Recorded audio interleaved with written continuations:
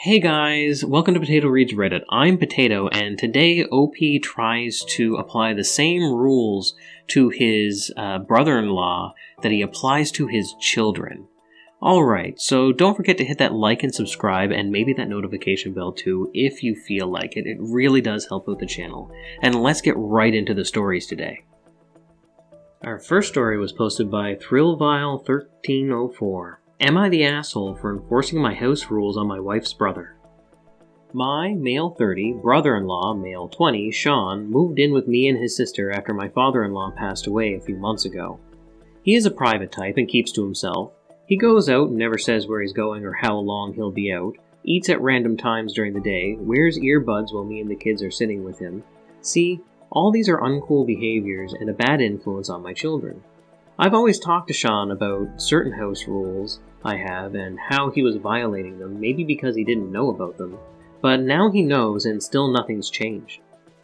Last night he came home late, around 10 p.m. I wasn't thrilled with that because he knew the rules but said that he was an adult and I shouldn't be policing him, but it's not about that. It's about the fact that he's repeatedly disrespected the homeowner and the rules, so I told him this. If he won't respect the rules, which are being home at 8, not eating at random times, and not using his electronics, just like my kids aren't allowed when the family is gathered to spend time together, he ranted about how he wasn't a child, my child, and called me unreasonable to treat him this way just because he lives under my roof. I told him it's not hard to show respect really, but my wife went off asking what was wrong with me to be giving Sean, who's still grieving, ultimatums and treating him like a child. I explained to her that I'm just making sure the kids won't be influenced by her brother's reckless behavior, and she laughed, asking if I think Sean being on his phone was reckless, but that is besides the point. She called me a control freak and told me to get off her brother's back and leave him alone. I replied that she's just saying this because he's her brother, but she said I overstepped and should back off and stop trying to control her adult brother. I asked her if she was happy with him coming home late, and she said she was sick of arguing and went upstairs. Am I the asshole here? OP has offered the following explanation for why they think they might be the asshole. I might be the asshole for pushing and trying to enforce the rules when he's just a guest, but I think that the rules should be respected by everyone. Well, OP, yeah, you're definitely the asshole. I can't imagine a world where you would not be the asshole in this situation. That is an adult human being, who just lost their parent, and you are trying to take away their autonomy. That is just an absolutely wretched thing to do. You are definitely the asshole. But I'd like to hear what you guys have to say down in the comments below, and we're going to move on to the comments from the post itself. And our first comment is from Potentiality Knox, and they say, "You're the asshole, your wife is right. Why on earth should a 20-year-old have a curfew and have his eating times policed? Also, you made a unilateral decision about your wife's brother without even consulting your wife. You sound already like an overbearing parent, and this is towards an adult who isn't your kid. I feel horrible for your wife and kids." Lizzie Vargas says, "He is definitely the asshole. The fact that he is treating his brother-in-law like one of his kids is ridiculous, and I very much agree with his wife 100%. She's Tammy says, "Try this parenting tactic. Hey kids, if you're wondering why Sean doesn't have to obey the rules that you do, it's because he's an adult and not my child. When you are an adult, you will get to come home later than 8 p.m. too. You're the asshole." FNS 1981 responds to that saying, "Yeah, how hard is it to explain that there are different standards for a grown man than there are for an elementary school age kid?" Blowsja also responds saying, "Lol, we say that all the time. Them, Mummy, why can you all eat on the couch and we can't? Me, because I paid for this couch and don't get crumbs on it. When you're older and buy your own couch, then you get to make decisions about it. Them, goes back to doing whatever they were already doing." Bacon, Egg, and Cheese SPK says, "You're the asshole. Giving an adult a curfew of 8 is insane, as is trying to dictate when he eats. Wearing AirPods at the table is rude, but I completely understand why he would want to tune you out so he gets a pass on that. Why are you trying to parent a fully grown adult?" Beth Hazel Time says, I wouldn't call this parenting. 100% chance this man also controls his children in unreasonable ways under the guise of respect. Independent Self 854 says, everyone sucks here. The curfew is too much, but most of the rest is reasonable. You let people know when you'll be home. That's anyone of any age. You don't wear ear pods all the time, and you don't disrupt a household with little kids on a routine. And what are the odds this man is quietly preparing his food and cleaning up after? I Know the Truth by Heart says, not the asshole. Your brother-in-law is taking advantage of you, and your wife is choosing her brother over you. You need to rethink this relationship. Those rules are reasonable and not controlling. But at this point, I don't think you can throw out your brother-in-law without divorcing your wife or risk that your kids will grow up without any respect of any rules or laws and may become criminals. Alright, that's all for the comments on that post. Why don't you tell us what you thought down in the comments below, and we'll move on to the next story, which was posted by Relation Necessary 592. Am I the asshole for testing my parents to prove that they are homophobic? I am bi, and my parents have always disliked every girl I brought home for one reason or the other. I think it's homophobia, as they are friendlier with my boyfriends. I have tried to bring it up, but they are adamant that it's just that they don't like the girls. They are very defensive about it. Last time I visited, I talked to them about my girlfriend. I didn't mention the gender, I just told them that I started to see someone and I knew they would like them.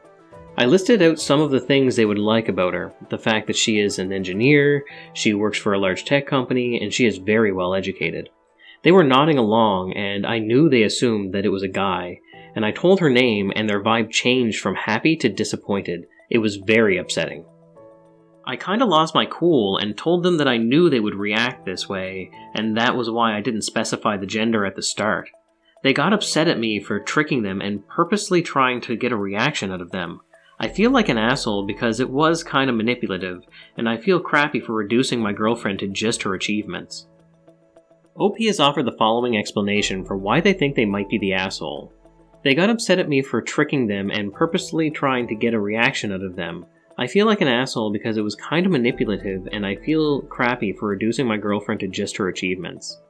OP, I don't think you were the asshole. I think that that's kind of the only way you were going to get the truth out of them about the way they felt about your sexuality. Which is none of their business, really. As long as the person you're with treats you well, then they should be, and that you're happy, they should, be happy as well. But this is probably going to be an ongoing battle for at least the rest of their lives, so good luck, OP. I'm sorry that you're dealing with this kind of homophobia, and I hope you come to some kind of resolution. So that's about all I have to say about that, and we're going to move on to the comments from the original post. Cholera says, not the asshole, but also that's not really tricking them. Omitting the gender at the start isn't being deceptive. You definitely have your answer, though, if they got upset and tried defending their actions. Copper Rabbit responds to that saying, they view it as tricking them because they're also sexist. Engineer equals man, nurse equals woman, etc. Ruforia responds to those saying, oh, my boyfriend often refers to me as his partner and mentions I'm an architect. It leads to a few people thinking he is gay due to latent sexism. Doesn't help that he is a well-groomed, well-dressed guy. But it's also often been members of the LGBTQ+ community who assume that way. Edit to include that I'm a cisgendered woman. Pistachio Tree says, not the asshole, you proved a point. Maybe they should stop being bigoted? Informal Garlic 2285 says, not the asshole. That wasn't manipulative or tricking them in my opinion.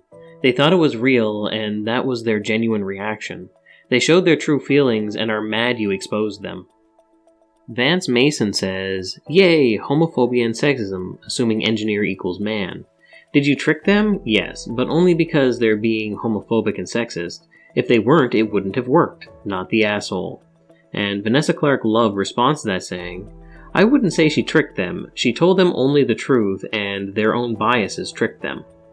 And that's it for the comments on that story, guys. Why don't you let us know what you thought down in the comments below, and we'll move on to the next story, which is, am I the asshole for telling a student I don't care? Hello, throwaway account because I'm a teacher and I can't have my name attached to this post. I teach 7th grade at a Catholic school. I don't teach all their classes, but I do teach math, religion, English, and social studies to my class. I have this student I'll call Chrissy. She is a handful. She's a smart girl and usually does well on tests, but she is extremely dramatic.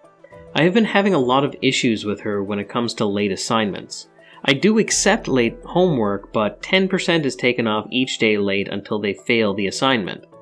Obviously, there are certain circumstances that students can turn in late assignments without penalty. Chrissy has been turning in assignments late all year and going on some sob story about why she couldn't get it done in time. I have been giving her full credit, but every time my patience is getting thinner. It's her grandma is sick, so she was visiting in the hospital. Her dog ran away, and she was out all day looking. Her uncle is sick in the hospital. Her mom got stuck at work, so she had to spend all day babysitting her siblings. Her dad got mad at her, which sparked an anxiety attack, and she couldn't do the homework. You get the picture. These are all excuses she's used. There's even more. I feel bad, as I think she's getting a lot more leeway than the other students. Today we had a pop quiz on a reading assignment from last week. This is a normal thing we do on Mondays to test who read last week. After the quiz, Chrissy came up to my desk as the rest of the kids head to another class. So the grandma of her best friend growing up passed away. She was having a very rough time, so Chrissy basically spent the entire week with her after school, and just couldn't get the reading done. She admitted to probably flunking the pop quiz and wanted to retake it later in the week. I looked at Chrissy, sighed, and just said, "Chrissy, I don't care. You do this all the time. It's not fair to the other students. You have to find a way to get your homework done. The excuses are not going to work anymore." She started to tear up and pled with me. I told her if she is really having these serious issues so frequently, we can have her parents come in for a meeting to figure out what we can do. She insisted that wasn't necessary and she can't get her parents involved. I told her that's her only option.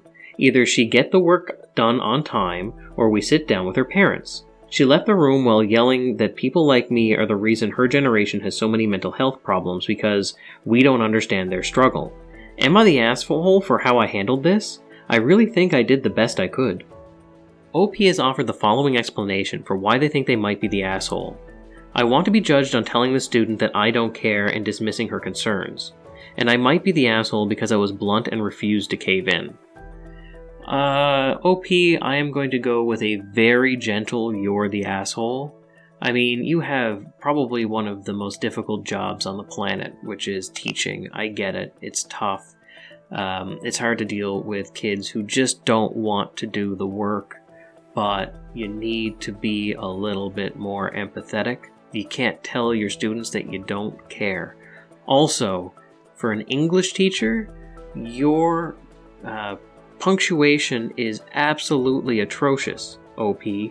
Semicolons exist for a reason. So that's about all I have to say on that topic. Why don't you all tell us what you think down in the comments below, and we'll move on. Nunya Biz says, "Not the asshole. I was ready to throw out you being an asshole, but what you said to her needed to be said. She doesn't want to get her parents involved because she knows she's wrong." OP replies to that saying, "That's where my head is. If there's a serious issue here, I am not sure why she doesn't want her parents involved." Nunya Biz replies to that saying, "You should probably reach out to the parents anyway. You never know what's going on at home. I don't believe all the stories she told you, but she might be overwhelmed with life and her parents don't know." OP responds to that saying, "I think I will." Status Dependent 125 responds to that saying, "Info. Did you ask her why she didn't want her parents involved? Her parents could be part of the problem considering how adamantly she didn't want them involved." Ferret Aries responds to that saying, "Or she's about to get called on a litany of excuses that smell of BS." And a throwaway says, "Teacher here as well. I would have called home when she gave the first excuse for a well-being check. This way you can confirm whether or not something happened. Keep the parents in the loop and guide them in the requirements of the school and helping Chrissy manage her time in an effective manner. This will also help when it comes to report cards because you don't want parents asking why she's failed, only for them to ask why they weren't notified when she wasn't completing assignments." Kano B replies to that saying, "This is the way. Either the child is in crisis or the child is full of excuses and nonsense. Calling the parents for a talk and a check-in is the first step to sort out which one it is and how to move forward. Not the asshole, by the way." MX Mearden responds to that saying, or having an honest conversation with the student to say, I cannot keep accepting undocumented excuses. I care and I want you to be successful. How can we work towards that? Johnny Football Star replies saying, yeah, this is the step that's missing here. OP allowed the student to get away with this for months, setting the expectation that an old excuse would fly. Then OP suddenly changed course and decided that they wouldn't accept this kind of excuse from the student anymore. The problem is that OP doesn't seem to have had the conversation with the kid before the policy change. I think in OP's head, they were getting more and more upset, but the kid had no idea anything was wrong. OP needed to be more proactive and talk to the student about what was happening instead of letting it fester like this. And that's it for that story. Why don't you all tell us what you thought down in the comments below, and we'll move on to the next story, which was posted by The Good Knee. Am I the asshole for not disclosing my pregnancy to a new employer? I recently found out I was pregnant. Only 2 weeks later, I got a job offer, which I accepted. I didn't say anything about my pregnancy as it's so early. I've also heard of employers discriminating against pregnant workers by not hiring them, and I wanted to avoid that. Last week, I told some relatives about the new job and the pregnancy. One of them asked me if I told the boss about being pregnant. When I said no, he got disapproving and said I shouldn't have lied about it. I didn't say anything, but I don't think I'm in the wrong. My goal is to protect myself and the baby's well-being, and having a job with maternity leave and a guarantee of work when I return will help me. Am I the asshole? OP has offered the following explanation for why they think they might be the asshole. I didn't tell my new boss I was pregnant. A relative thought I was wrong for hiding it. OP, I don't think you're the asshole. I mean, they didn't ask. And I don't think they're even allowed to ask, and I'm pretty sure legally you don't have to disclose unless it's something that would hinder you doing your job outside of the normal leave provided. So no, I don't think you're the asshole. So I'm going to go with the straight up not the asshole. It was none of their business. And when it becomes their business and you need time off or doctor's appointments or whatever, you'll inform them.